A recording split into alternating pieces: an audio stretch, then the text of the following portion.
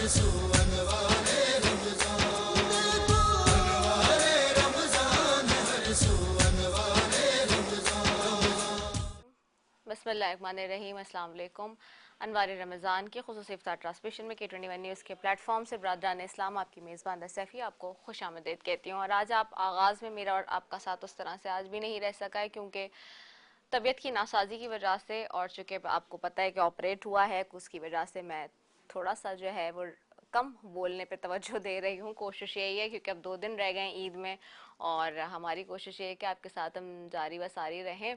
और साथ ही इस सेगमेंट में आपको पता है हमारे साथ उलमाए कराम और मेहमान होते हैं। आज जुम्मतुल विदा यानी कि आखिरी जुम्मा इस बाबरकत मुबारक महीने का तीसरा अशरा, जहन्नुम की आग से निजात का अशरा, जिसके अंदर हम दाखिल हुए हैं और अब हम यह हमसे रुखसत ले रहा है। अब 1 से 2 दिन रह गए हैं कि आज के बाद जो है वो चूँकि आज 27वां रोज़ा है, अब या तो 28 और 29 2 रोज़े होंगे हमारे हफ्ते, या यानी कि पीर इतवार के, या फिर ये होगा कि अगर 30 के 30 पूरे रोज़े होते हैं तो पीर तक हमारे रोज़े होंगे, और फिर इसके बाद मंगल को ईद होगी या फिर पीर की ईद होगी। और यूजुअली जो चांसेस हैं ज़्यादा इस वक्त वो मंडे की ईद के हैं, तो 29 यानी कि रोज़ों का।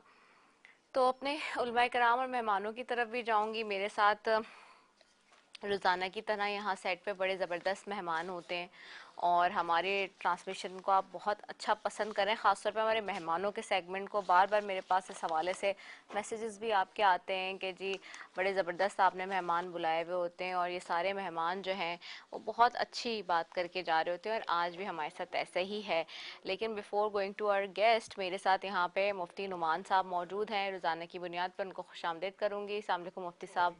और मेरे साथ हसन अयाज साहब मौजूद हैं, ज़बरदस्त नात ख्वाह, मनकबत ख्वाह, और ख़ुद भी वो मेज़बानी के फ़राइज़ अंजाम देते हैं मुख्तलिफ़ TV चैनल्स पे, तो वो भी मेरे साथ यहाँ पे सेट पे मौजूद हैं। और कुछ ना कुछ करते रहते हैं ना, तो अभी भी पता नहीं कुछ चक्कर करने में लगे हुए हैं कुछ, क्योंकि उनको मैंने हैंड ओवर कर दिया है कि जब तक मेरी तबीयत ख़राब है आप चीज़ें संभालें। तो वो अभी भी लगे हुए नात ख्वाहों के साथ other side of the stage, और वो सेटिंग में लगे हुए हैं। और ये लोग जो है वो आज कलाम पेश करने जा रहे हैं कसीदा बुर्द शरीफ, तो उसकी तैयारियों में लगे हुए सारे। और आज हमारे इस सेट पे साथ ही 2 बड़े ज़बरदस्त हमारे मेहमान यहाँ पर मौजूद होंगे। आपने देखा डिफरेंट वॉक ऑफ लाइफ के लोग यहाँ पर आए, सियासतदान आए, कोई ब्यूरोक्रेसी आया, कोई सोशल वर्कर आए, सारे कौंसल जर्नल्स यहाँ पर आए। हमने इंटरफेथ हार्मनी की भी बात की। इस प्लेटफॉर्म से हमने वो प्रेसिडेंट सेट किया जो किसी पाकिस्तान टेलीविज़न के ऊपर, पाकिस्तान के किसी TV चैनल के ऊपर आज तक नहीं हुआ। जो इंटरफेथ हार्मनी का प्रोग्राम हमने किया उस पर बहुत पजीराई मिली, और मैं आपकी बड़ी शुक्रगुजार भी हूँ कि आप लोगों ने उसे पसंद किया। तो आज हमारे साथ 2 ज़बरदस्त मेहमान हैं। सबसे पहले तो जो हमारे साथ मेहमान मौजूद हैं उनको क्योंकि आपको पता है कि हमारे पास ब्यूरोक्रेसी से भी लोग आए, सिविल सर्वेंट्स भी आए, तो उनका ताल्लुक वहाँ से भी है। साथ ही बड़े ज़बरदस्त अदीब हैं, मुसन्निफ़ हैं। उन्होंने सोशियोलॉजी में मास्टर डिग्री में प्रोग्राम में गोल्ड मेडलिस्ट भी हासिल किया हुआ है, सिविल इंजीनियरिंग में। और अदबी सफ़र का आगाज़ उन्होंने 1990 की दिहाई में किया, और उसके अलावा भी काफ़ी सारी चीज़ें जो कि हम ड्यूरिंग द प्रोग्राम बात करेंगे। तो मेरे साथ इरफान जावेद साहब मौजूद हैं, उनको खुशामदीद कहूँगी। बहुत शुक्रिया इरफान जावेद साहब, वेलकम टू द प्रोग्राम। आपको रमज़ान की मुबारकबाद कि आप हमारे शो में बड़ा कीमती वक्त निकाल के लाए। और मेरे साथ पाकिस्तान का एक बहुत जाना माना नाम, ऐसा नाम कि जिनकी हम हमेशा से जब बात करते हैं तो अच्छे अल्फाज में हर कोई उनकी बात करता है। उनके हाथों से जो है इस वक्त मौजूदा टाइम पे बहुत सारे लोग सेहत याब होते हैं, मुस्तफ़ीद होते हैं। लेकिन जहाँ उनके वालिद गिरामी की मैं बात करूँ तो उनके हाथों से तो बेशबहा लोगों को शफा मिली। जब कोई ऐसा मामला आता था कि जब हम कहते थे कि नहीं ये केस बड़ा जो है इम्पॉसिबल सा है, हम सुनते थे कि नहीं हो सकता और मुश्किल है कि ये केस होगा, तो हम उनका नाम हमेशा से सुनते थे। और मेरा अपना जो छोटा वाला भाई है उसके उनके फादर ने जो है वो एक ऑपरेट किया बचपन में। तो एक ऐसी शख्सियत, एक ऐसा नाम जिन्होंने जिनका ताल्लुक जिनका सियासी सफ़र भी रहा, सियासत से भी रहा और सियासत से भी है, लेकिन साथ ही जहाँ सोशल वर्कर की बात होती है, इंसानी खिदमत की बात होती है, जहाँ लोगों के काम आने की बात होती है, वहीं पे हमारे साथ आज डॉक्टर इमरान शाह मौजूद हैं। एओ क्लिनिक का नाम, एओ हॉस्पिटल का नाम किसी से कोई ढका छुपा नहीं है, एक ऐसा बड़ा नाम है जिसका नाम आते ही हर बंदा कहता है जी, क्रेडिबिलिटी की बात आ जाती है और क्रेडिबल नेम हमारे सामने आ जाता है। तो डॉक्टर इमरान शाह हैं, उनकी तरफ जाऊँगी। अस्सलाम वालेकुम डॉक्टर साहब, बहुत शुक्रिया कि आप तो अभी मुझे लगता है ऐसे ही आ गए उठ के। बिल्कुल, मैं बस मेरी क्लिनिक खत्म हुई है बस 4:30 बजे और फिर आपकी K21 से कॉल आनी शुरू अरे हो गई। वाह, नहीं तो मैं नहीं, भागते हुए उधर से सीधा इसी आया को हूं, तो कमिटमेंट apologize। कहते हैं ना। मुझे पता है आपकी खूबसूरती का, और आपके वालिद अल्लाह ताला उन्हें दुआ जन्नत में याद नसीब करें, शुक्रिया फरमाए, अल्लाह का, आमीन, थैंक यू। करवट करवट जन्नत नसीब फरमाए। मैं यही कह रही थी, मैंने यही कहा कि मेरा जो छोटा भाई है उसका ऑपरेट उन्होंने किया था बचपन में, जो कि एक इम्पॉसिबल केस था। तो वो जो है, और वो उनके नाम और फिर आप लोग उनकी लेगेसी लेके चल रहे हैं माशाल्लाह से, तो शुक्रिया, ये थैंक यू। इसमें तो कोई कहने की बात ही नहीं है ना। तो आपसे भी हम गुफ्तगू का सिलसिला जारी रखेंगे। साथ ही मैं अपने हसन याज भाई की तरफ भी जाती हूँ। हसन भाई, आप लोग रेडी हैं कसीदा बुर्दा शरीफ के लिए? अच्छा, तो फिर आप लोग कसीदा बुर्दा शरीफ पेश कर रहे हैं, तो साथ में कौन कौन है अपना तारुफ तो करा दीजिए जी, एक एक करके जी। गुलाम साहब कादरी, हम्माद अली सावरी, मोहम्मद जुनैद चिश्ती। चलिए जी, बिस्मिल्लाह करें। मौला मौला मौला मौला मौला मौला मौला या सल्ली व सल्लिम दाइमन अबदन अला हबीबिका खैरुल खल्क़ि कुल्लिहिम। मौला या सल्ली व सल्लिम दाइमन अबदन अला हबीबिका खैरुल खल्क़ि कुल्लिहिम। हुवल हबीबुल लज़ी तुरजा शफ़ाअतुहु। हुवल हबीबुल लज़ी तुरजा शफ़ाअतुहु कुल्लि हौलिन मिनल अहवालि मुक़तहिम। मौला या सल्ली व सल्लिम दाइमन अबदन। सहर का वक्त था, मासूम कलियां मुस्कुराती थी, हवाएं खैर मखदम के तराने गुनगुनाती थी। अभी जिब्रील उतरे भी न थे काबे के मिंबर से कि इतने में सदा आई ये अब्दुल्ला के घर से। मुबारक हो मुबारक हो मोहम्मद मुस्तफा तशरीफ ले आए। मुबारक हो शगे गर दूसरा तशरीफ ले आए। मौला या सल्ली व सल्लिम दाइमन अबदन अला हबीबिका खैरुल खल्क़ि कुल्लिहिम। मुहम्मद सैयदुल कौनैनि व सकलैन। मुहम्मद सैयदुल कौनैनि व सकलैन वल फरीक़ैनि मिन उर्बि व मिन अजम। मोहम्मद फख्र आलम बादशाहीन सोजा, सरवरे कौनैन सुल्ताने अरब शाहे अजम। एक दिन जिब्रील से कहने लगे शाहे उमम, तुमने देखा है जहाँ बतलाओ तो कैसे है हमें। अर्ज की जिब्रील ने ऐ शाहिदिए मोहतरम, आपका कोई मुमासिल ही नहीं रब की कसम। ना कोई आप जैसा था न कोई आप जैसा है। कोई यूसुफ से पूछे मुस्तफा का हुस्न कैसा है। ज़मीन व आसमां में कोई भी विसाल ना मिली मौला या सल्ली व सल्लिम दाइमन अबदन। या नबी देखा है रुतबा आपकी नालैन का, या नबी देखा है रुतबा आपकी नालैन का। अर्श ने चूमा है तलवा आपकी नालैन का। आपकी खिदमत का मुझको काश मिल जाता शरफ, आदता हाथों से तस्मा आपकी नालैन का। या सल्ली व सल्लिम दाइमन अबदन अला हबीबिका खैरुल खल्क़ि कुल्लिहिम। हुवल हबीबुल लज़ी तुरजा शफ़ाअतुहु, हुवल हबीबुल लज़ी तुरजा शफ़ाअतुहु लिकुल्ली हौलिम मिनल अवालि मुक़तरिमी। मौला या सल्ली व सल्लिम दाइमन अबदन अला हबीबिका खैरुल खल्क़ि कुल्लिहिम। अल्लाहुम्मा सल्लि व सल्लिम व बारिक अलैहि। सुभान अल्लाह, जज़ाकल्लाह।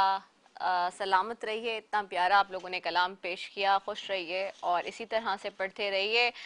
आगे बढ़ूंगी नाजरीन, और आज का मौजू हम बात कर रहे हैं जुम्मतुल विदा की। सबसे पहली मुनासबत यही कि आज जुम्मतुल विदा है और रमज़ान मुबारक आखिरी जुम्मा इसी नाम से याद किया जाता है। ख़ुद जुम्मे का दिन भी बहुत अजीम फजीलतों का मालिक, और फिर रमज़ान मुबारक इस दिन की अजमत व फजीलत को चार चांद लगा देता है।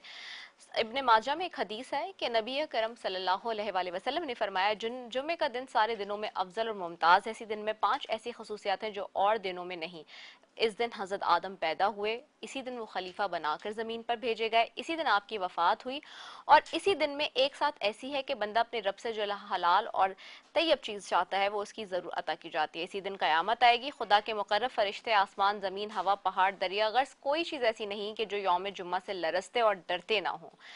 तो जुम्मे की फ़जीलत और अहमियत बहुत है आज, और लैलतुल क़द्र की रात भी कल गुजरी। कल 27वीं शब की भी आपने हमारी ट्रांसमिशन देखी थी। मुफ्ती नुमान साहब, वेरी क्विकली मैं चाहूँगी कि जुम्मे की जो फजीलत है और जुम्मतुल विदा का जो आज दिन है उस पर आप अपनी रहनुमाई दें। अल्हम्दुलिल्लाहि रब्बिल आलमीन, अस्सलातु वस्सलामु अला सय्यिदिल अंबिया वल मुरसलीन। अल्लाह ताला का एहसान अज़ीम है कि उसने हमें ज़िंदगी में एक दफ़ा फिर रमज़ानुल मुबारक की बहारें नसीब की, और आज का दिन बड़ी अज़मतों का, रहमतों का और बरकतों का दिन है कि जुम्मतुल मुबारक, और रमज़ानुल मुबारक का आखिरी जुम्मा जिसे जुम्मतुल विदा के नाम से भी जाना जाता है। बहैसियत जुम्मे की अगर बात की जाए तो वह तमाम दिनों का सरदार है, और आप अलैहिस्सलातु वस्सलाम ने एक हदीस मुबारक के अंदर बयान किया कि जुम्मे का दिन मुसलमानों के लिए ईद का दिन है। तो इस एतबार से रब ताला मुसलमानों को हर महीने तकरीबन 4 ईदें तो अता करता है। दूसरी अहमियत जुम्मे की क्या कि कुरान पाक के अंदर अगर किसी दिन के ऊपर कोई सूरत है तो वो सिर्फ जुम्मतुल मुबारक है। 28वें सिपारे में पूरी एक कामिल सूरत है जिसका नाम है सूरह जुमा। इसी तरीके से अगर अय्याम की बात कर लें तो किसी दिन के नाम से कोई नमाज नहीं है सिवाय जुम्मे के, कि एक नमाज है जिसका नाम सलातुल जुम्मा कहते हैं, जिसे फ्राइडे प्रेयर कहते हैं। जी बिल्कुल ऐसा ही है। इस नमाज का खास जिक्र परवरदिगार ने सूरह जुमा के अंदर बयान किया, उसके दूसरे रुकू के अंदर बयान किया कि ए ईमान वालो, जब तुम्हें नमाज के लिए पुकारा जाए जुम्मे के दिन तो अपने तमाम मामलात को मौकूफ़ करके रब के घर की तरफ दौड़ो और उसकी इबादत के लिए लग जाओ। ये तुम्हारे लिए बेहतर है अगर तुम जान सको। और जब नमाज अदा कर लो तो फिर अल्लाह की ज़मीन में फैल जाओ और रब ताला से फ़ज़ल तलाश करो, अपने कारोबार के लिए, मामलात के लिए, माल के लिए उससे दुआ करो, वो तुम्हें अता करेगा। तो ख़ुद जुम्मे के दिन की फजीलत से मुताबिक आप अलैहिस्सलातु वस्सलाम ने अपनी कई अहादीस के अंदर बयान किया कि जुम्मा वो अजीम दिन है कि जिस दिन परवरदिगार यौम हशर को कायम करेगा, यानी क़यामत का दिन भी जुम्मे के दिन ही होगा। और जुम्मे का दिन इतना अजीम दिन है कि परवरदिगार ने पहले नबी हज़रत सय्यदुना आदम अला नबीना अलैहिस्सलातु वस्सलाम को पैदा भी किया और इसी दिन इनको ज़मीन पर भेजा और उन्हें खलीफा भी बनाया गया। तो इसी दिन रब ताला ने इसी दिन का इंतखाब किया। और जुम्मतुल मुबारक के अंदर एक ऐसी घड़ी भी आप अलैहिस्सलातु वस्सलाम ने बयान की कि वो आती है कि जिस वक्त आप अपने परवरदिगार से कुछ मांगते हैं जायज़ तो वो कबूल करता है। तो उलमाए कराम ने इस पर गौर व फिक्र किया कि वो पूरे जुम्मे के दिन में कौन सी ऐसी घड़ी है। तो इसके ऊपर उलमाए कराम का जो अक्सर का कौल है वो ये है कि वो असर और मगरिब के दरमियान की जो सात है ना, इस दरमियान कोई ऐसा लम्हा आता है जिस वक्त परवरदिगार अपने बंदों की खूब दुआएं कबूल करता है। जुम्मे का दिन वो अजीम दिन है जिसके अंदर परवरदिगार अपने बेशुमार बंदों की बख्शिश का परवाना भी जारी करता है। अब जब ये जुम्मा रमज़ान मुबारक के अंदर आ जाए तो फिर ये नूरुल अला नूर हो जाता है कि एक तो रमज़ान मुबारक इतनी रहमतें बरकतें समेटे हुए हमारे दरमियान, उसी के साथ साथ जुम्मतुल मुबारक भी अगर मर्ज हो जाए तो रब ताला की रहमतों का और ज़्यादा नुज़ूल होना शुरू होता है। और ये जुम्मतुल विदा का कॉन्सेप्ट क्या कि विदा से मुराद, अलविदा से मुराद आखिरी एंडिंग पॉइंट। इसीलिए हज के अंदर भी एक जो तवाफ़ किया जाता है उसे तवाफ़ विदा कहते हैं, जो हज में आखिरी तवाफ़ होता है। तो उसका मतलब ये होता है कि हज के तमाम अरकान अब मुकम्मल हो गए, अब मुसलमान अपने हज के तमाम मनासिक से फारिग हो गए। तो इसीलिए ये अलविदा का वर्ड हमारे माशरे के अंदर लगता है, तो जुम्मतुल विदा का नाम इसको दिया जाता है, रमज़ान मुबारक का आखिरी जुम्मा। वैसे हर जुम्मा अहमियत का हामिल है, तो रमज़ान मुबारक का ये जुम्मा हो या पहला जुम्मा हो, सबके अंदर रब ताला की रहमतें बरकतें सब बराबर हैं। लेकिन बहैसियत मुसलमान हमें जुम्मे के अंदर दीगर अय्याम के मुकाबले में ज़्यादा मेहनत करनी चाहिए इबादत के अंदर, क्योंकि रब ताला ने जुम्मे की नमाज मुसलमान मर्द के ऊपर फ़र्ज़ की है, ख़वातीन के ऊपर जुम्मे की नमाज को फ़र्ज़ नहीं किया। 5 वक्त नमाज़ें मर्द और औरत दोनों पर फ़र्ज़ हैं, लेकिन जब जुम्मे की नमाज का जिक्र आता है तो ये ख़ास परवरदिगार ने, ये शरीयत मुताहरा के अंदर देखा जाए तो सिर्फ़ ये मर्दों के ऊपर फ़र्ज़ है। तो इसकी एक अहमियत है, क्योंकि ये एक बड़ी गैदरिंग को भी कहते हैं। जुमा जमा से निकला, जमा का मतलब जमा होना, एक बड़ी गैदरिंग होना। इसलिए जुम्मे के इज्तिमा के अंदर मुसलमानों की एक बड़ी गैदरिंग होती है जो सलातुल जुमा को अदा करती है। लेकिन मुसलमान इस बात को भूल जाते हैं कि सिर्फ उन पर जुम्मे की नमाज फ़र्ज़ नहीं है, उन पर 24 घंटे के अंदर 5 नमाजें फ़र्ज़ हैं। तो जिस तरह जुम्मे को हम वैल्यू देते हैं, सलातुल जुमा को अहमियत देते हैं, बिल्कुल उसी तरीके से हर मुसलमान को 5 नमाज़ों को वैल्यू देनी चाहिए, उनको पाबंदी के साथ उनके वक्त पे ऊपर अदा करना चाहिए। क्योंकि परवरदिगार ने कुरान में फरमाया, इन्नस्सलात तन्हा अनिल फ़हशाई वल मुनकर, कि नमाज वो इबादत है जो मुसलमानों को हर बुराई और बेहयाई के काम से बचाती, हर बुराई से आपको रोकती है और भलाई की तरफ लेके जाती है। और इन्नस्सलात कानत अलल मुमिनीना किताबन मौक़ूता, कि नमाज मुसलमानों पर स्पेसिफिक टाइम के ऊपर फ़र्ज़ की गई है। इस वजह से हमें जुम्मे की अहमियत का भी अंदाज़ा होना चाहिए, जुम्मतुल विदा का भी, और इसकी सातों को रब की राह के अंदर खड़े होकर इबादत करके, इस्तग़फ़ार करके, उसकी राह के अंदर सदका और खैरात करके, दुरूद पाक पढ़ के सजाना चाहिए, ताकि रब की रहमत हमारी तरफ मुतवज्जह हो और हम रब ताला से बख्शिश हासिल करने में कामयाब हो जाए। बेशक ऐसा ही है। बहुत खूबसूरत अंदाज में मुफ्ती नुमान बयान कर रहे थे। इरफान जावेद साहब आपकी तरफ आऊँगे। इरफान जावेद साहब, सर्विस में हैं, इतने सख्त डिपार्टमेंट के अंदर हैं लोग तो कहते हैं, और फिर उसके साथ साथ इतने ज़बरदस्त अदीब और मुसन्निफ़ भी बन गए हैं, आखिर टाइम कैसे निकालते हैं? और अब तो रमज़ान का ख़ास तौर पे जो महीना है, इसमें कैसे सारी चीज़ों को एक साथ मैनेज करते हैं? बहुत शुक्रिया आपका रिदा। ये बुनियादी तौर पे तो अगर आप मुझसे पूछें तो मैं पैदाइशी तौर पे अदीब हूँ। सही। मैंने लिखना शुरू किया जब मैं अभी मुलाजमत में नहीं आया था। मुलाजमत में आने से पहले मेरी एक किताब शाया हुई थी, प्रिंसिपल्स ऑफ पॉलिटिकल साइंस, जो कि ग्रेजुएट स्टूडेंट्स को एज अ रेफरेंस बुक पढ़ाई जाती रही। इसके अलावा मैं फ़नून में अहमद नदीम कासमी साहब का रसाला था, अभी मैं स्टूडेंट था तो उस रसाले में मेरे अफसाने और मज़ामीन आया करते थे। और मेरे लिए बड़ी एज़ाज़ की बात है कि ये वही रसाला है जिसमें उस दौर में परवीन शाकिर की तहरीरें और उनकी शायरी, और उसके अलावा अहमद फराज और बाकी गुलजार हिंदुस्तान से और बहुत लोग लिखा करते थे। तो बाद में फिर मैं सिविल सर्विस की तरफ आया और सिविल सर्विसेज ज्वाइन की। और बाकी ये है कि एक पैशन, अगर एक जुनून आपको आगे लेके चलता है ज़िंदगी में, कोई भी शख्स आप देखिए जो ज़िंदगी में किसी भी फील्ड में किसी ख़ास एक मैदान में आगे बढ़ा, उसके सर पे जिसे कहते हैं कोई सौदा था, कोई जुनून था जो उसको लेके आगे चला। तो ये बहुत ज़रूरी है और टाइम तो निकल आता है अगर हम सोशल मीडिया से इज्तनाब करें, अगर हम टेलीविज़न के ऊपर बहुत ज़्यादा वक्त ज़ाया ना करें और अपना वही वक्त मस्बत अंदाज में हम बसर करें, और तो हमें किताबों के लिए बहुत वक्त है।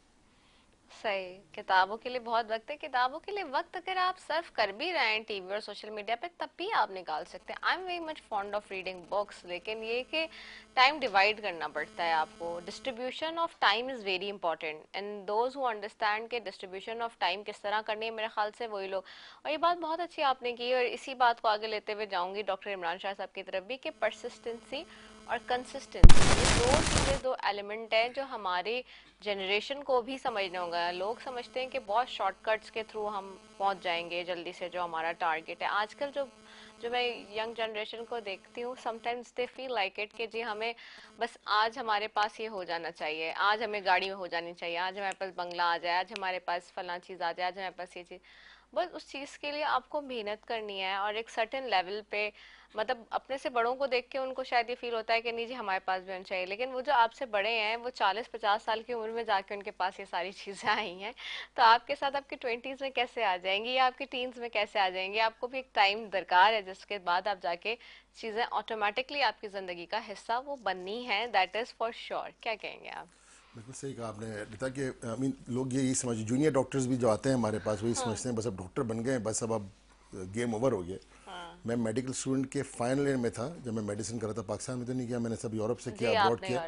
तो मैं फाइनल ईयर में था तो मेरे वाले साहब ने कहा हाँ बेटे तुझे गाड़ी मिलती है। और अब देखें मेडिकल स्टूडेंट्स को, हमारे अपने बच्चों को देखें, जब हमारे बच्चे भी एक्सपेक्ट करते हैं कि हम बस मेडिकल कॉलेज में आए और हमें गाड़ी मिल गई, बस हमारे पास बहुत मेहनत करनी पड़ती है। और इन्होंने बहुत अच्छी बात की कि टीवी और ये बाकी सोशल मीडिया प्लेटफॉर्म्स जो होते हैं हम भी देखते हैं, हमें भी थोड़ा बहुत एडिक्शन है। और जो क्या इसको नहीं है वो गलत कह रहा है आजकल के ज़माने में। आपका भी फ़ोन आपके बार में रखा हुआ है। तो मैं कहना चाहूँ वी आर, इसके पर हम लोग इतने डिपेंडेंट हो गए हैं सोशल मीडिया पे, इन चीज़ों पर। But you have to stop, there's a point, there's a limit for everything, and you have to go back and open the book. जो किताब का वर्क पलटने में जो मजा है, किताब पढ़ने में जो मजा है, वो आपको कभी वो स्क्रीन पे मजा देखने में नहीं है ना वो मजा। और बहुत अच्छी बात की इन्होंने हमारे भाई ने कि रिसर्च एंड डेवलपमेंट, जिस जो फील्ड आपको पसंद है, अगर आपने वाकई में उस फील्ड से मोहब्बत है, चाहे वो जर्नलिज्म हो, चाहे वो मेडिकल की कोई फील्ड हो, या इंजीनियरिंग हो, या पॉलिटिक्स हो, जो भी हो, आपको उसका मास्टर होना चाहिए। आपको every year you have to be in touch, अपने आप को वैलिडेट और अपडेट करना चाहिए। जिस तरह बाहर मुल्कों में होता है, किसी भी यूरोपियन कंट्री में देखें, वहाँ पे हर साल डॉक्टर्स का एग्जाम होता है। यानी हम लेवल के, जो मुझे एज ऑफ 51 हो गई है और अभी तक हमारे जो दोस्त इंग्लैंड में काम करते हैं उनका हर साल एग्जाम होता है, टेस्ट देना पड़ता है अपने आप को वैलिडेट करने के लिए। तो मेरे ख्याल से पाकिस्तान में भी इस तरह का कुछ इंट्रोड्यूस करना चाहिए कि डॉक्टर्स को हर साल एग्जाम देना जरूरी है, इसी तरह इंजीनियर्स को, इसी तरह जो प्रोफेशनल बॉडीज है। हाँ, सही कह रहे हैं। मैं ये कहूँगा तो हाँ, तो you have to keep on top of things. हाँ नहीं, ये बात आपने बिल्कुल सही की। हमारे यहाँ तो जो मेजर एग्जाम्स जो बचपन में देने होते हैं उसी में ही इतना फ्लॉड हो गया निज़ाम कि वो अभी आपने देखा है मैट्रिक और इंटर का क्या हाल किया है। एमडी कैट जो एमडी कैट में क्या हाल किया इन्होंने। बच्चे तो हमारे, मेरी बेटी को देना था वो एग्जाम पाकिस्तान में, मैं चाहता था यहाँ पे मेडिकल करे वो, नहीं कर रही, वो इंग्लैंड चली गई पढ़ने के लिए, क्योंकि 3 दफा 4 दफा वो एग्जाम कैंसिल हुआ है। अब बच्चे कब तक अनसर्टेनिटी की दुनिया में रहेंगे। तो मेरे अपने और अपने दोस्त की, मतलब ये हमारे actually this happened with me, और कितना डिसअपॉइंटमेंट होता होगा बच्चों को कि आप, बच्चे ने मेहनत करके एग्जाम के लिए गया, फिर बोला नहीं 2 महीने बाद दोबारा देना, आ जाओ भैया। तो कितना मेंटल टॉर्चर है। मैं कहता हूँ इन लोगों, ये सारी सिस्टम्स को सही होना पड़ेगा। जब ग्रास रूट लेवल पे सिस्टम सही होंगे, करप्शन रुकेगी, तो आगे जाके चीज़ें बेहतर होंगी, वरना फिर हम इसी हम चक्कर में गोल घूमते रहेंगे, जिस तरह चल रहे हैं हालात चलते रहेंगे।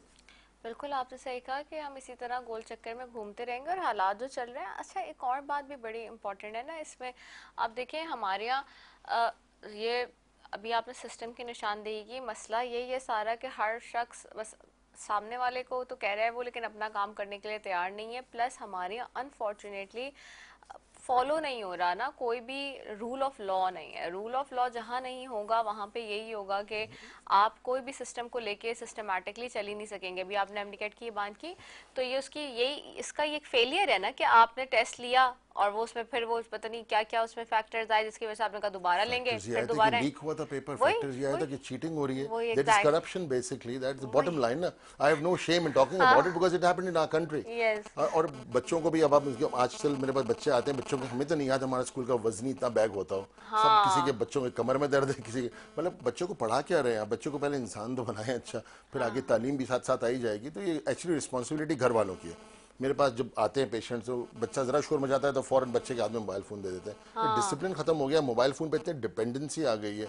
But this is really, English में लफ्ज होता है slippery slope, we are slipping towards that. और हम लोग कोई इतने एडवांस और इतने सिविलाइज नेशन अभी तक नहीं है, मतलब we are not as developed as other countries in the world. तो हम लोगों को अपने बच्चों को, अपनी सोसाइटी को बहुत ही केयरफुली मैनेज करना है। टीवी देख के, फेसबुक देख के, सोशल मीडिया देख के हम, सोच हमारी वो है, रहे हम यहाँ पे रहें। बिजली तो आनी रही, गैस तो आती नहीं रात को 8 बजे के बाद। तो यू नो रियलिटी है ना, this is the reality.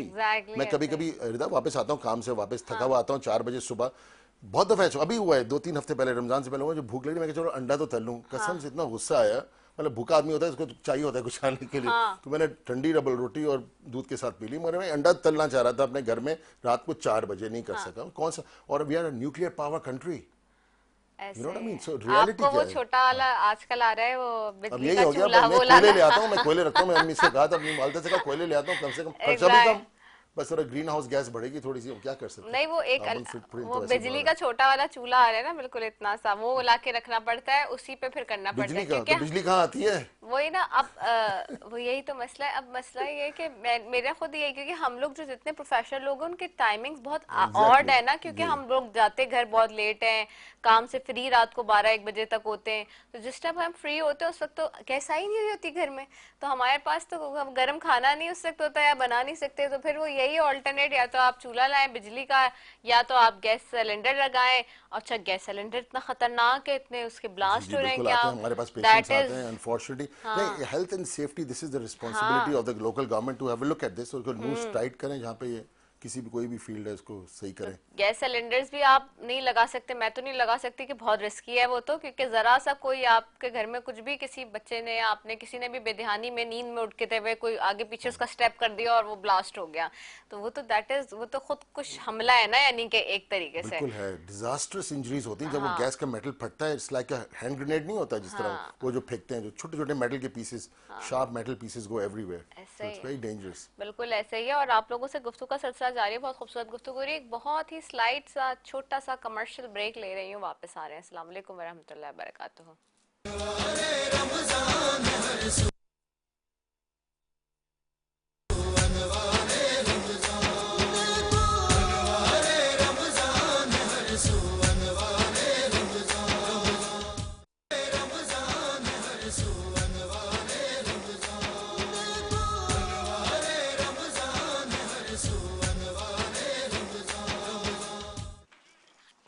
Welcome back नाजरीन। और ब्रेक पे जाने से पहले जी बात हो रही है, हम आज जुमे के दिन के हवाले से बात करें, मेहमानों के साथ भी गुफ्तगू जारी है। और रसूल अकरम सल्लल्लाहु अलैहि वसल्लम ने हिजरत के बाद जिस काम को फ़ौक़ियत दी वो अकामत थी जुम्मे की, क्योंकि आप सल्लल्लाहु अलैहि वसल्लम पीर को क़बा के मकाम पे पहुँचे थे और 4 दिन बाद यौम जुम्मा था। रास्ते में सालम बिन औफ के मकाम पर नमाज जुम्मा का वक्त हो गया था, तो आपने उसी जगह नमाज जुम्मा अदा फरमाई। इब्ने हशाम कहते हैं कि उसी दिन की याद में मदीने में एक मस्जिद उसी जगह आज भी मस्जिद जुम्मा के नाम से मौजूद है, जहाँ हजाज कराम ज़ियारत के लिए जाते हैं। जुम्मतुल विदा का मुबारक दिन हमसे तकाजा करता है कि अब तक जो ज़िंदगी के गुनाह और मैसियत में हमने अपनी ज़िंदगी गुजारी, उसकी तलाफ़त का वक्त आ पहुँचा है। मौका गनीमत जानते अपने रब से रुजू कर लें, और ये हमारे लिए दिन एक नेमत उज़्मा से कम नहीं है। और इसीलिए कि ये इस दिन इस माह मुबारक के आखिरी अशरे में आता है, जो दोज़ख से निजात का है। और हमें अपने रब के हुजूर बड़ी आदि से इंकिसारी से दुआ करनी चाहिए कि ए अल्लाह मुझे नारे दोज़ख से बचाइए। इस अशरे की और इस ख़ास दिन की दुआ है। जहाँ पे ये बात है वहीं पे आज के मौजू में हम यौमुल कुद्स की भी बात करेंगे, क्योंकि हम कैसा हो सकता है कि चूँकि 27वीं रमज़ान को यौमुल कुद्स भी अब डिक्लेयर कर दिया गया है, वो भी मनाया जाता है काफ़ी टाइम से हम देखते हैं। तो और हमें पता है कि फ़लस्तीन में लोगों के साथ क्या हो रहा है, इज़राइल क्या कर रहा है, यहूदी क्या कर रहे हैं, हम उस पर भी थोड़ी बहुत बात करेंगे।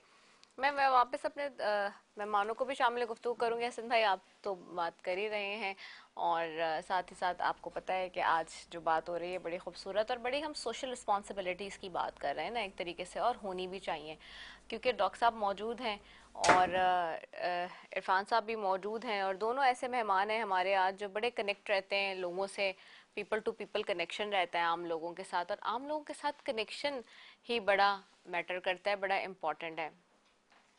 इरफान साहब आपकी तरफ आऊँगे। इरफान साहब, आप अपने आप को, क्योंकि हमारी ना जो हमारी पॉपुलेशन है वो 70% यूथ पर है, तो हमारा मकसद ये होता है कि इस प्रोग्राम से हम ज़्यादातर उनको भी एक मैसेज दें, और वो जो देख रहे हैं उनको भी पता हो कि आखिरकार क्या हम सब अपने अपने व्यूज़ और अपने ज़िंदगी के एक्सपीरियंसेस इसलिए शेयर करते हैं ताकि उन्हें भी पता हो। अब क्योंकि हम जो हमारी आने वाली जनरेशन है वो दो तरीके की चीज़ें हैं उनमें, या तो एक वो यही वाली बात जैसे अभी हम कह रहे थे कि they are very excited about everything, और इधर या तो वो वाकई समझते हैं अपनी चीज़ों को, लेकिन उनको वो मौके नहीं मिले क्योंकि हमने उनको नहीं दिया। हमने सिस्टम एक ऐसा प्रिवेल कर दिया, जैसे अभी डॉक्टर साहब बात कर रहे थे कि भाई जो राइट बात है वो राइट बात करनी चाहिए, और लोगों को जब तक हम फराम नहीं करेंगे अपॉर्चुनिटी, सिस्टम नहीं क्लियर करेंगे, तो वो कैसे उसके साथ इन डेप्थ में कनेक्ट होंगे। तो ये दोनों ही प्रॉब्लम्स हमारे साथ हैं। हैविंग सेड दैट, जहाँ पर हम ये देख रहे हैं कि हमारे यूथ, क्योंकि वो सीखती है आप लोगों से, जिस तरह के आप लोग अपने अपनी फील्ड में हैं, तो आप जब लोगों से डील करते हैं, आपका प्रोफेशन बहुत डिफ़िकल्ट है, ठीक है। एक तरफ तो ये तो आपका है अदबी ज़िंदगी का मामला, और वो तो बड़ा हसासियत का मामला होता है। जो अदब से लोग लगाव रखते हैं, मुझे पता है वो बड़े सेंसिटिव मामले उनका होता है, सेंसिटिव नेचर होती है। लेकिन जहाँ ये बात है वहीं पे जहाँ आपका जो प्रोफेशन है बेहद ख़तरनाक है, लोग आके उसमें डायरेक्टली इल्ज़ाम भी लगा देते हैं, लोग आके जो है डायरेक्टली उसके ऊपर बहुत ज़्यादा गुस्सा भी कर जाते हैं। कोई आके अपनी परेशानी कहता है यार आप क्या कर रहे हैं, कुछ नहीं कर रहे हैं। तो आप डील कैसे करते हैं अपनी ज़िंदगी में जब कोई सामने से बहुत गुस्से में आ जाए और आपके साथ इस तरह से हो जाए, तो आप क्या करते हैं, डील कैसे करते हैं? देखिए, इसमें रिदा सबसे अहम चीज़ तो ये है कि हमें शुरू से सिखाया जाता है तहम्मुल। जब आप तहम्मुल से और इखलाक से किसी से पेश आते हैं तो आधा मसला आपका तभी हल हो जाता है।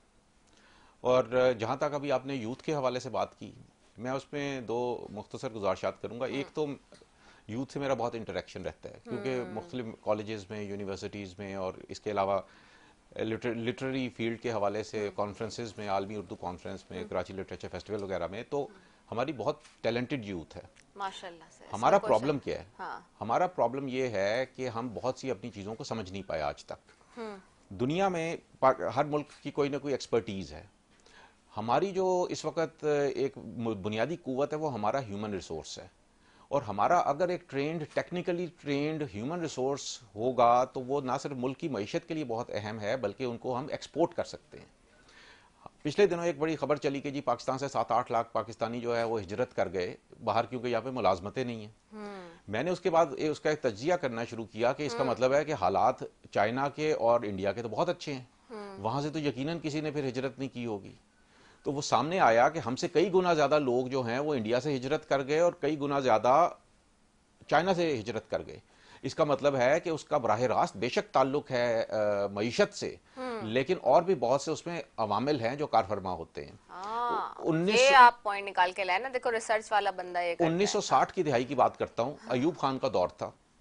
अयूब खान के दौर में हमारी एक मिसाल दी जाती है कि हम, क्योंकि वो कहते हैं कि the best thing about potatoes is that, वो अपने पास्ट के बारे में कि वो अंडरग्राउंड होते हैं, तो हम अपने माजी के बारे में ज़्यादा। कलाई माफ़ी, आपकी गुफ्तगू बहुत अच्छी है, आप सबसे मैं बात करना चाहती हूँ, लेकिन इस वक्त वज़ीर आज़म प्राइम मिनिस्टर शहबाज शरीफ खिताब कर रहे हैं।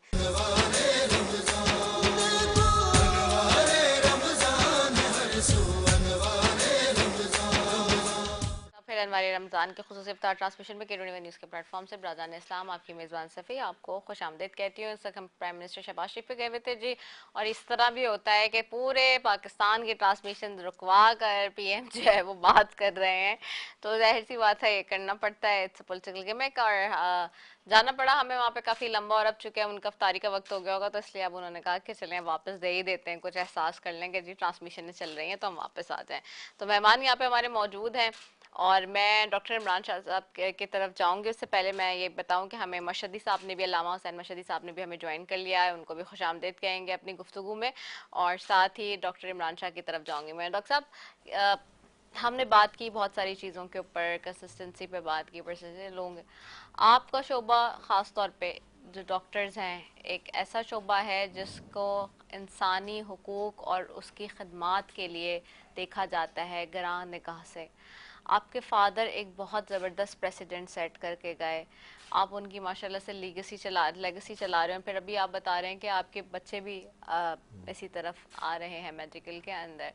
इतनी सारी जनरेशंस में आपने क्या देखा और क्या समझते हैं कि हमें क्या ज़रूरत है, क्या पैगाम देंगे आइंदा आने वाले अपनी जनरेशन को पाकिस्तान की? तो आपने कहा ना, there is nothing like a shortcut in life. ये बच्चों को बताना बहुत ज़्यादा ज़रूरी है। आपको मेहनत करनी पड़ेगी, आपको क्लास 1 से 10 फिर O लेवल्स, A लेवल्स या इंटर साइंस करना पड़ेगा, आगे जाके आपको 5 साल की मेडिसिन करके फिर 6 साल की ट्रेनिंग करनी पड़ेगी, तो 12 साल में जाके एक सर्जन तैयार होता है। तो it's I am talking about, और ये भी मैं बात कर रहा हूँ मतलब जूनियर स्कूल के बाद की बात कर रहा हूँ। तो कोई शॉर्टकट नहीं। और फिर जब डॉक्टर बन जाते हैं तो मैं सारे डॉक्टर्स को एक ही पैगाम देता हूँ। जब कोई, जैसे आज भी ऐसे इत्तेफाक से ऐसा हुआ था, मेरे पास एक छोटा बच्चा आया, 7 साल का बच्चा था, उसकी दोनों बाजू की दोनों हड्डियाँ टूटी हुई थी और बच्चा तकलीफ में था, थोड़ी सी हड्डी मुड़ी हुई भी थी। तो मैंने कहा, उसके घर वालों ने पूछा कि डॉक्टर साहब क्या करना है, हम तो 2 अस्पताल से होकर आ रहे हैं, फिर हमने आपके पास आना था, मैं तो सिर्फ शाह साहब के पास आना था। मैंने कहा बहुत शुक्रिया आप यहाँ पे आए। कहते हैं उन्होंने दोनों अस्पताल ने कहा इसका ऑपरेशन करना है। मैंने कहा इसका ऑपरेशन की ज़रूरत ही नहीं है, क्योंकि मैंने सिर्फ 1 मिनट के लिए ज़रूर सोचता हूँ ये कि मैं डिसीजन लूँगा इस 7 साल के बच्चे का, अगर मैं ऑपरेट करूँगा तो फिर भी पेशेंट कहेगा हाँ डॉक्टर साहब कर लीजिए, क्योंकि इतना इनोसेंट ट्रस्ट होता है, मासूमाना होता है ना पेशेंट। तो और खुशी से अस्पताल कोई नहीं आता, ये कोई होटल या रिजॉर्ट पे नहीं जा रहा है। अब आदमी तकलीफ में होता है तो अस्पताल जाता है। तो मैंने 1 मिनट के लिए सोचा, अगर ये मेरा बेटा होता 7 साल का, जो कि है, और अगर ये सैयद उमर अली शाह की हड्डी टूटी हुई होती तो मैं इसका क्या इलाज करता, ऑपरेट करता या प्लास्टर लगाता। मेरे लिए डिसीजन लेना बड़ा सिंपल हो जाता है। एक और मैं किसी और चैनल पे भी मैं यही बात कर रहा था, फॉर एवरी डॉक्टर, खास तौर से सर्जन, कि वो ये सोच ले कि अगर ये मेरी सगी माँ लेटी हुई है या भाई लेटा हुआ है, जैसे आपके भाई का ऑपरेट हुआ था, या XYZ, तो आप क्या वही इलाज करेंगे जो आप इस मरीज का करेंगे जो आपके पास आया। तो ट्रीटमेंट हर शोबे की बात कर रहा हूँ, मेडिसिन में होना चाहिए। तो आपकी एक तो सबसे जरूरी बात है, हलाल की कमाई हो जाती है। वाह, क्यों, हमें जाना तो है ना एक दिन तक, मुल्क दुनिया छोड़ के जाना तो है, तो हमें दुआ ये करना चाहिए जो हम जाएंगे तो हमारा जो कफन होगा वो हलाल के पैसों का होना चाहिए। अल्लाह, क्या खूबसूरत, मेन बात तो यही है। बस बाकी जिंदगी मौत अल्लाह के हाथ में, बाकी तो चलता ही रहता है। कफन हलाल पैसों का हो और जब जाएं तो वहाँ जवाब देना है और रहना नहीं है, किसी ने भी आने है। क्या खूबसूरत बात की आपने, बहुत शुक्रिया कि आप आज आए, मुझे बताया कि आप डायरेक्ट आ रहे हैं और बहुत अपना कीमती वक्त निकाल कर आए, और थैंक यू कि आपने हमें जो है ना यहाँ पर ज्वाइन किया। तो आगे बढ़ूंगी अपने उलमाए कराम की तरफ भी। मुफ्ती नुमान और अल्लामा मोहसिन मशहदी साहब बैठे हैं। यौमुल कुद्स का भी आज दिन है, आप कैसे देखते हैं मुफ्ती साहब? बिल्कुल, कुछ की पूरी एक हिस्ट्री है जो मुस्लिम को पता होनी चाहिए, हमारी यंग जनरेशन को ख़ास तौर पर पता होनी चाहिए। बैतुल मुक़द्दस हमारी एक अजीम जगह, अजीम सरज़मीन, साबक़ा अंबिया कराम का ये क़िबला भी रह चुका है। खुद आप अलैहिस्सलाम ने जब मदीना पाक हिजरत की तो वहाँ पे अराउंड 16 to 17 मंथ आप अलैहिस्सलाम ने उसकी तरफ डायरेक्शन लेकर नमाज़ें भी अदा की। उसका एक बहुत बड़ा मकाम है। और मस्जिद अक्सा का जिक्र तो परवरदिगार ने कुरान के अंदर भी बयान किया। वो जो सफ़र मेराज आप अलैहिस्सलाम का स्टार्ट हुआ था, तो वो उस वक्त परवरदिगार ने जो 2 जगह मंतखब की थी ना, मस्जिद हराम और मस्जिद अक्सा, मैं ये कहता हूँ उस वक्त रूए ज़मीन पर सबसे मुक़द्दस यही 2 मकामात थे जो परवरदिगार ने अरेंज किए। तो मस्जिद हराम से मस्जिद अक्सा तक, फिर वहाँ से 7 आसमान तक, क्योंकि मदीना पाक तो उसके बाद डेवलप हुआ था। आपकी आमद आप अलैहिस्सलाम की तो हिजरत उसके बाद हुई थी। तो कुछ क्या हमें उसकी क्या रियलिटी पता होनी चाहिए कि वहाँ पर क्या मजालिम हो रहे हैं हमारे मुसलमानों के ऊपर, उनके साथ क्या मामलात हो रहे हैं। तो आज के दौर के हर मुसलमान को चाहिए कि बैतुल मुक़द्दस की आज़ादी, वहाँ के रहने वालों के साथ अपनी अटैचमेंट साथ रखें, उनसे मोहब्बत का इजहार करें और उनके साथ वो अख़वत और भाईचारगी का अपना एक रिश्ता कायम रखें कि जो हमें पुरानी हिस्ट्री से हमें मिलता है। क्योंकि जब आप अलैहिस्सलाम मदीना पाक से, आप अलैहिस्सलाम मक्का पाक से जब गए सफ़र मेराज के लिए, तो बैतुल मुक़द्दस वहाँ पे आप अलैहिस्सलाम ने नमाज अदा की, आपके पीछे तमाम अंबिया कराम अलैहिस्सलाम मौजूद, फिर वहाँ से आपने 7 आसमानों की सैर की। तो इस इवेंट को परवरदिगार ने सूरह बनी इसराइल की 1st वर्स के अंदर एक्सप्लेन किया। फिर मेराज के इवेंट को सूरह नजम की इब्तिदाई 17 या 18 आयत के अंदर परवरदिगार ने एक्सप्लेन किया। अब आज के दौर में फ़लस्तीन को देखें तो वहाँ पर लोग किस तरीके से अपनी ज़िंदगी को गुजार रहे हैं। तो बहैसियत मुसलमान हमारा काम क्या बनता है कि हम अपने मुसलमान भाइयों के लिए हर वक्त दुआ गो रहें, क्योंकि हुज़ूर अलैहिस्सलाम ने एक हदीस मुबारक के अंदर भी बयान किया, परवरदिगार ने कुरान में बयान किया, इन्नमल मुमिनून इख्वा, कि मुसलमान आपस में भाई भाई हैं। आप अलैहिस्सलाम ने हदीस मुबारक के अंदर बयान किया कि मुसलमान की मिसाल तो ऐसी है, एक जिस्म के मानद है कि जिस्म के किसी पार्ट के अंदर अगर तकलीफ़ हो रही है तो समझो उसके सर में दर्द हो रहा है या उसकी आँख के अंदर दर्द हो रहा है। तो आप अलैहिस्सलाम ने पूरी मुस्लिम उम्मा को एक बॉडी की शक्ल के अंदर एक्सप्लेन किया। लेकिन आज उम्मत बिखर रही है, उसकी कई सारी रीज़न्स हो सकती हैं, लेकिन मेजर रीज़न ये है कि उन्होंने इस्लाम की तालीमात को अमल करना छोड़ दिया, जिसकी वजह से आज हम इस किस्म की परेशानी के अंदर गिरे हुए हैं, इतने मामलात और इतने मसाइल के अंदर हम गिरे हुए हैं। इसका वाहिद हल एक ही है, come back to the holy Quran, come back to the prophet Muhammad peace be upon him. बस इसके अलावा कोई हल ही नहीं है। आप अलैहिस्सलाम की सीरत तैयबा ताहिरा को अपनी लाइफ के अंदर इंप्लीमेंट करें और उनकी तालीमात को आने वाली जनरेशन तक मन मुंतकिल करें, ताकि आपका माशरा एक हेल्दी माशरा हो जाए, एक अच्छा खुशगवार माहौल पैदा हो और लोग एक दूसरे से करीब हों और दीन की तालीमात आम करके रब की बारगाह में हम सुरखुर हो सकें। बिल्कुल ऐसे ही है। और आज के दिन की अहम मुनासबत आलमी यौम कुद्स भी, जिस दुनिया भर के मुसलमान रंगो नस्ल, कौम व मुल्क का फ़र्क मिटाकर अपनी दीनी जिम्मेदारी समझते हुए सड़कों पर निकलते हैं, फ़लस्तीन के मजलूम के साथ इज़हार यकजहती करते हैं। सलाम हो खुमैनी व शिकन हज़रत इमाम खुमैनी की बसीरत और शनाख्त पर, जिन्होंने रमज़ान मुबारक के आखिरी जुम्मे को यौमुल कुद्स का नाम दिया और तमाम मुसलमानों से चाहा कि वो इस दिन को अपने फ़लस्तीनी बहन भाइयों के साथ इज़हार यकजहती, कुद्स की आज़ादी, इसराइल के जुर्मों बर्बरियत की मजम्मत के साथ मख्तस कर दें। ये 13 रमज़ान 1399 का मुबारक दिन था, जिस दिन इमाम खुमैनी ने रमज़ान मुबारक के आखिरी जुम्मे का यौमुल कुद्स का उन्वान दिया। हम वो पैगाम भी आज यहाँ से यकीनन दे रहे हैं और इस मार्फत और जोश व जज्बे के साथ कि रब ताला हमारे उन बहन भाइयों के लिए आसानियाँ करें और जो अरसे दराज से तमाम मुसलमानों को गाज़िब इसराइल के ख़त्ते की तरफ मुतवज्जह किया हुआ है, जिससे उन्होंने हमारे फ़लस्तीन भाइयों पर जुल्म व बर्बरियत की इंतहा रखी हुई है। पूरे आलम इस्लाम के मुसलमानों इस्लामी हुकूमतों से हम दरख्वास्त भी करते हैं कि इस गासिब और इसके हामियों के हाथ काटने के लिए एक दूसरे के साथ मुत्तहद हो जाएँ। इसी पर बात करने के लिए मैं चाहूँगी अल्लामा हसन मशदी साहब की तरफ के वो इस पर रोशनी डालें। आऊज़ुबिल्लाहि मिनश्शैतानिर्रजीम, बिस्मिल्लाहिर्रहमानिर्रहीम, सुब्हानल्लज़ी अस्रा बिअब्दिही। बरादर मोहतरम, सामाईन इकराम, मौजू दिया फ़लस्तीन का यौमुल कुद्स का। ये वो मुकाम है जहाँ से रसूलुल्लाह सल्लल्लाहु अलैहि वसल्लम ने महराज का सफ़र शुरू किया और ये पहला मुकाम है जहाँ सजदा किया गया, क़िबला अव्वल है। और जो चीज़ रब से मौसूम हो जाए, मस्जिद से मासूम हो जाए, उसकी हुर्मत तो वैसे ही बुलंद हो जाती है। जहाँ तक मौजूदा हालात का मुतकाज़ी है कि उम्मत, खुसूसन उम्मत मुस्लिमा, ये अपने वजूद को कामिल करें, मुकम्मिल करें। रसूल खुदा ने बारहा फरमाया कि अगर आपके बदन में किसी जगह पर तकलीफ़ है, किसी आज़ा में तकलीफ़ है, तो उसका दर्द पूरे बदन में महसूस होना चाहिए। इसके माना यह है कि अगर कोई मुस्लिम मुल्क, कोई कौम, कोई ख़ित्ता अगर परेशान है तो इस्लाम और मुसलमान एक बदन की मानिंद हैं। तो तमाम उम्मत मुस्लिमा को मुत्तहिद होके ज़ालिम के ख़िलाफ़ मज़लूम का हामी बन के खड़ा होना चाहिए। इस्लाम का बुनियादी पैगाम भी यही है। कुरान ने यही आपको तवज्जो दिलाई है, पाबंद किया, हुक्म दिया। रसूल खुदा ने भी हुक्म दिया।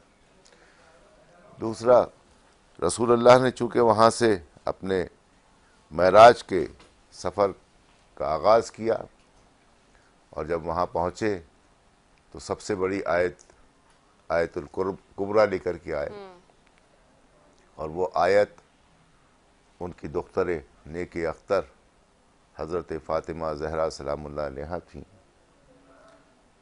अल्लाह ने ये सबसे बड़ी उनको नेमत दी वहाँ पर रहमत की सूरत में, और आपने अपने किरदार से अपने बाबा की माँ बन के ये पैगाम दे दिया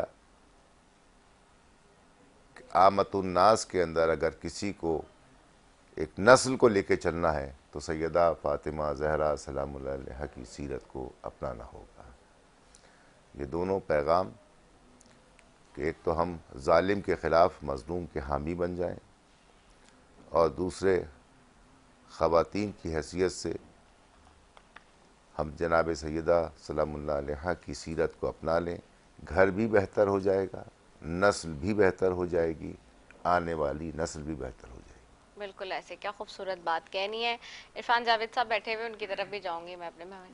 इरफान साहब, हम बहुत सारी चीज़ों पे ऑफ कोर्स बात कर रहे हैं आज, और जैसे कि हम ये देखते हैं ख़ास तौर पे कि इस महीने के अंदर भी तो हम बात करते हैं ऑफ कोर्स एक डिसिप्लिन तो लाता है ये महीना, हमें पूरे साल के लिए 11 महीनों के लिए एक डिसिप्लिन हमें देता है, दे के जा रहा होता है, लेकिन उस डिसिप्लिन को फॉलो करना भी बहुत ज़रूरी है। जहाँ सोशल रिस्पॉन्सिबिलिटीज़ की वहीं बात कर रहे हैं हम, वहीं पे बहुत सारी जिम्मेदारियाँ इंसान की ज़िंदगी में होती हैं जो उसे करनी होती हैं। आपके पास, जैसे मैंने कहा कि आपने कहा यूथ को आप बहुत देखते हैं कि ज़बरदस्त काम कर रही है, मेरे पास उस दिन यहाँ पे जब निसार खोड़ो साहब आए हुए थे, मैं बार बार उनका इसलिए देती हूँ रेफरेंस क्योंकि उन्होंने एक ऐसी बात कही जो मेरे जहन में रह गई, वरना यूजुअली लोग कहते हैं कि नहीं जी यूथ हमारी ये वो क्रिटिसाइज करते हैं जितने बड़े। उन्होंने कहा नहीं हमारी यूथ बहुत रिस्पॉन्सिबल है एंड दे नोज इट कि उन्होंने क्या करना है, उनका क्या एक किरदार है और उनको पता भी है कि परेशानियाँ भी हैं, मुश्किलात भी हैं, but they know what to do. Having said that, आप जब जाते हैं ख़ास तौर पर अब यूथ के साथ आपका इंटरेक्शन होता है, तो सबसे मेजर पॉइंट वो आपके साथ क्या डिस्कस करते हैं ख़ास तौर पे कि जी ये हमें परेशानी है और ये चीज़ ठीक होनी चाहिए, या उनके जहनों में आप क्या देखते हैं? देखिए, उनमें जो सबसे बुनियादी चीज़ मुझे नज़र आती है वो बेयकीनी है। वो बेयकीनी, जब आप वेस्टर्न वर्ल्ड की बात करते हैं तो वहाँ पे एक यूथ का एक नुमाइंदा, एक बच्चा, एक लड़का जब तालीम हासिल करता है तो उसको मालूम होता है कि उसने किस पाथ पे चलना है और किस पाथ पे चलते हुए आगे कौन सी मुलाजमतें उसके लिए, क्योंकि वहाँ पे तालीम ही उन यानी कि शोबों में दी जाती है या उनमें इनकरेज किया जाता है जिनमें आगे एम्प्लॉयमेंट हो या जिनमें उस मुल्क का फ़ायदा हो रहा हो। बदकिस्मती से बेयकीनी उनको समझ नहीं आता कि वो यहाँ पे तालीम हासिल करने के बाद आगे क्या करेंगे, क्या कर पाएंगे। और ये एक जो बेयकीनी की कैफियत है, ये जो एक अंधेरा उनको नज़र आता है, ये उनके अंदर फ्रस्ट्रेशन का बायस बनता है। और ये फ्रस्ट्रेशन जो है ये फिर मुख्तलिफ तरीक़ों से अपने आप को यानी कि ज़ाहिर करती है। तो ये एक उनका है मसला। अलबत्ता मुझे इस पर मैं एक हवाला देना चाहूँगा 1960 की दहाई में अयूब दौर को जिसकी मिसाल दी जाती है बारहा, तो सुनहरा दौर कुछ उसमें पाकिस्तान का माशी तौर पे कहा जाता है।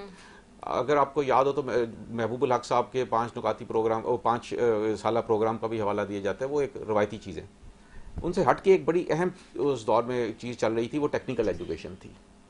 जो बच्चा था वो मैट्रिक करने के बाद टेक्निकल साइड पे जाता था। वोकेशनल इंस्टीट्यूशंस खुले हुए थे जिसमें स्वीडिश वोकेशनल इंस्टीट्यूट्स थे और भी बहुत से थे, जो कि उसमें होता यह था कि बच्चे जो हैं जिस शोबे में जहाँ पे जो ज़रूरत है उनको उसकी तरबियत दी जाती थी। यहाँ तक कि आपकी गाड़ी का जो एक मैकेनिक है वो भी एक ट्रेंड मैकेनिक होता था, आपका इलेक्ट्रीशियन ट्रेंड होता था, उनको ट्रेनिंग दी जा रही थी। और पूरी दुनिया में इनकी बहुत ज़रूरत है। अब यकीन जानिए इस वक्त कनाडा में डॉक्टर्स की ज़रूरत नहीं है, नर्सिस की ज़रूरत है। इस वक्त जापान के अंदर डॉक्टर्स की ज़रूरत नहीं है, नर्सिस की ज़रूरत है। आपके पता नहीं ये चीज़ इल्म में है कि नहीं कि कोरिया ने हमसे ह्यूमन रिसोर्स मांगा था, बुनियादी जो वर्कर्स थे, और हम उनको इसलिए नहीं दे पाए कि वर्कर्स हमारे पास थे लेकिन वो सर्टिफाइड नहीं थे।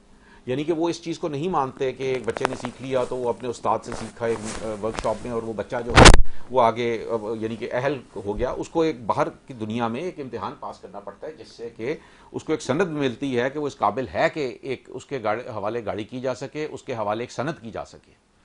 तो ये एक टेक्निकल और वोकेशनल जो एजुकेशन है उसकी तरफ हमारी तवज्जो होना, और बिलखसूस जब 70% से ज़्यादा हमारी यूथ है यहाँ पे इस वक्त, तो उस यूथ को उस डायरेक्शन पे लेके जाना ताकि ना सिर्फ ये कि पाकिस्तान के अंदर बल्कि पाकिस्तान से बाहर जो बेबहा मौके मौजूद हैं उनका वो फ़ायदा उठा सके और मुल्क को भी बहैसियत मजमूई इस चीज़ का फ़ायदा हो।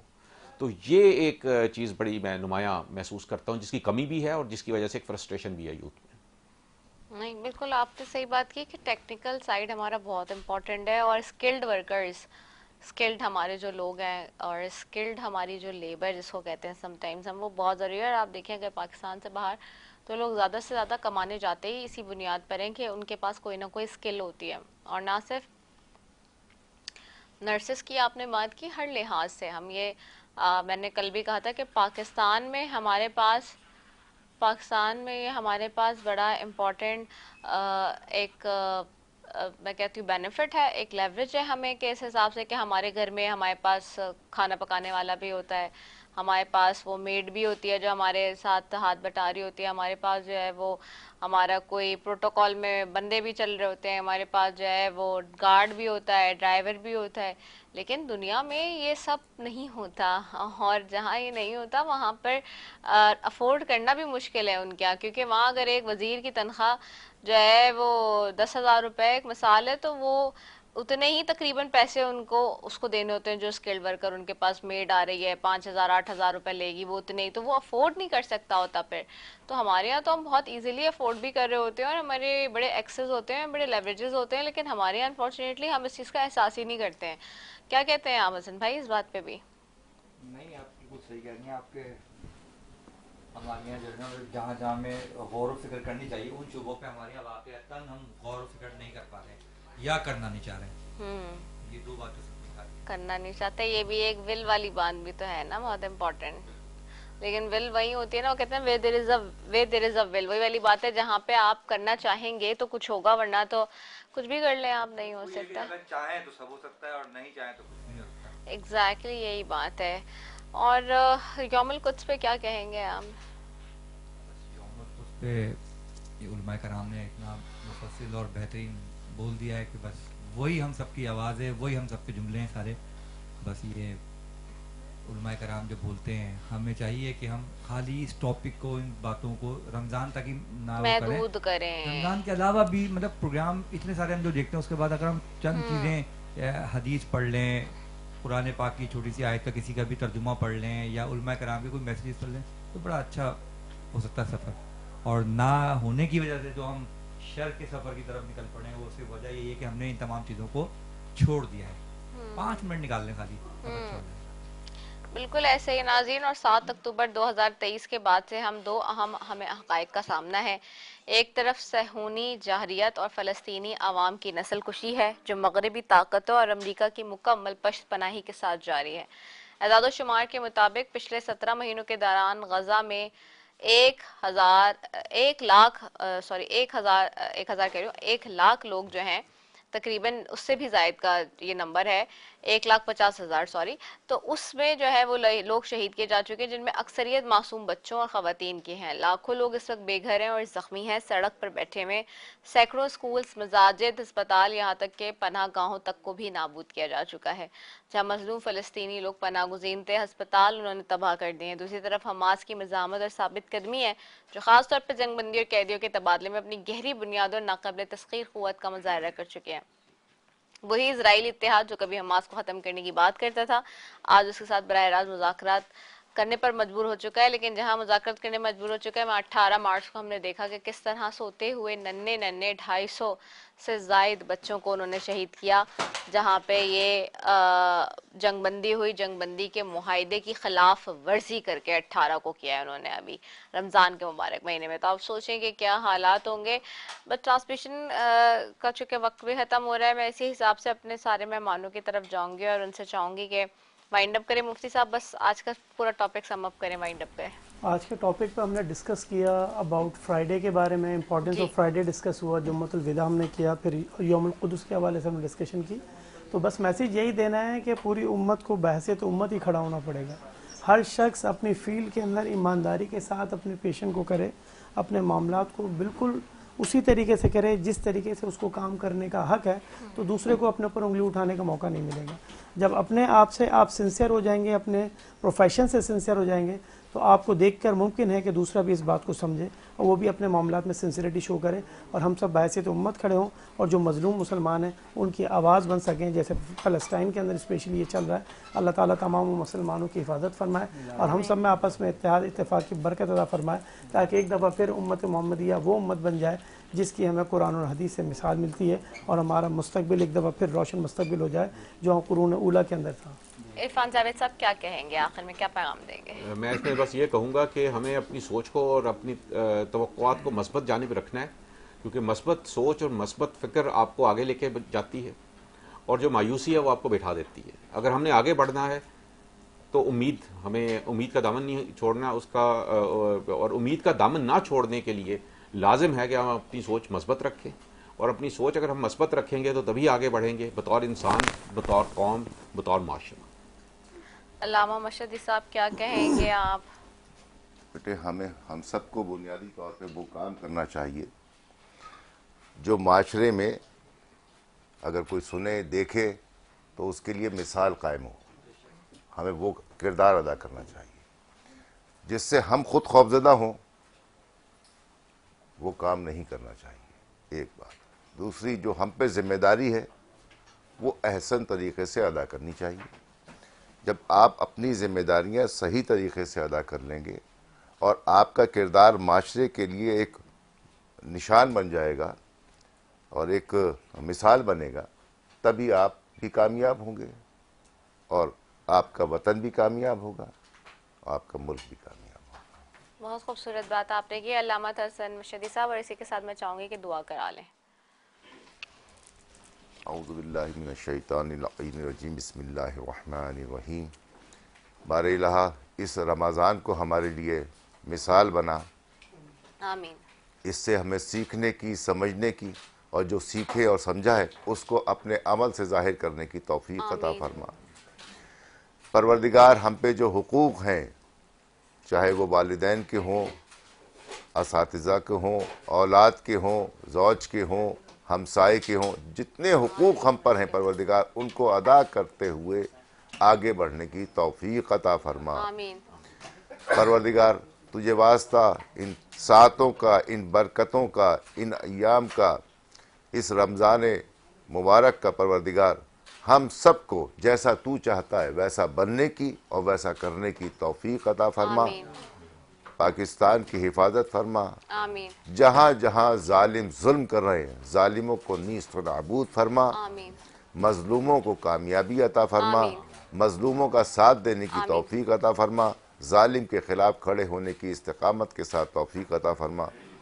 रब्बना आतईना फिद दुनिया हसनतम व फिल आखिरति हसना। अल्लाहुम्मा सल्लि अला मुहम्मद। आमीन सुम्मा आमीन या रब्बुल आलमीन। इसी दुआ के साथ कि रब ताला हमारी तमाम दुआओं को कबूल और मंजूर फरमाए। नाजरीन, आज जाने से पहले जी मैं बात कर लूँ आज के स्पॉन्सर्स की भी। ट्रांसमिशन के स्पॉन्सर्स में शामिल है जी डोरीवा 360.uk। ट्रांसमिशन के स्पॉन्सर्स में शामिल है नेल्सन पेंट्स जो कहते हैं रंग जिंदगी का। ट्रांसमिशन के स्पॉन्सर्स में शामिल है Wild Venture, Jumani group of companies, Vital Tea, Unilever, Shaukat Khanam, Al Khidmat, Silver Cosmetic, Birds का Lovely Angel Cosmetics, Pizza Max, Samak builders and developers, Dani group of companies, और साथ ही जी जो आउटफिट हमें स्पॉन्सर किया है आज वो किया है सदफ क्रिएशंस। तो thank you so very much.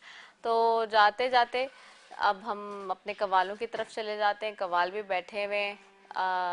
जी कैसे हैं आप लोग?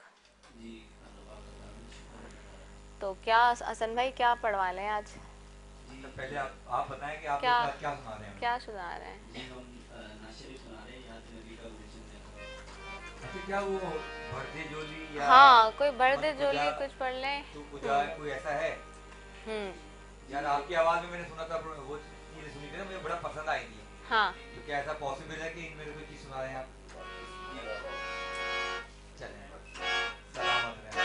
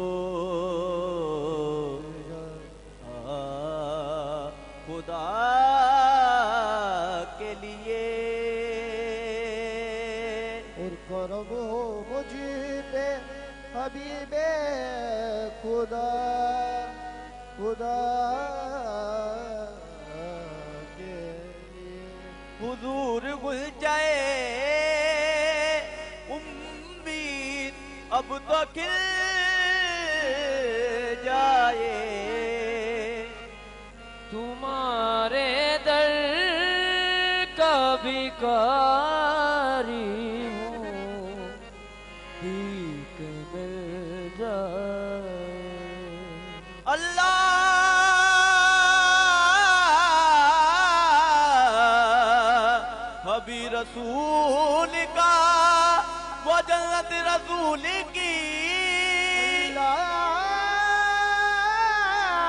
भी है रसूल का और जन्नत रसूल की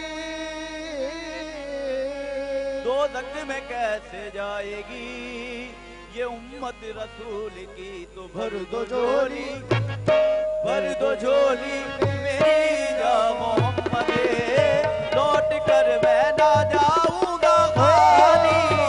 भर दो झोली मेरी या मोहम्मद, लौट कर मैं ना जाऊंगा खाली। भर दो झोली मेरी ताजदारे मदीना, भर दो झोली मेरी ताजदारे मदीना। तुम जमाने के मुख्तार हो या नबी, तुम जमाने के मुख्तार हो या नबी।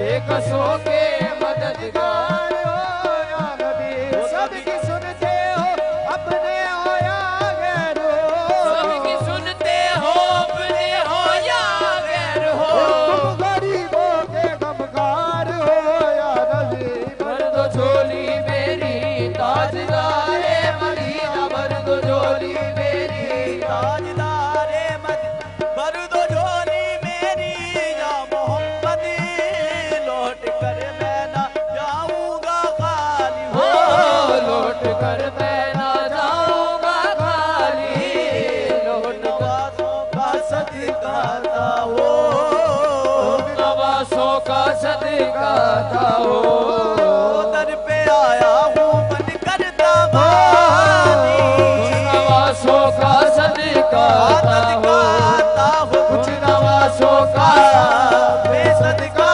था हो,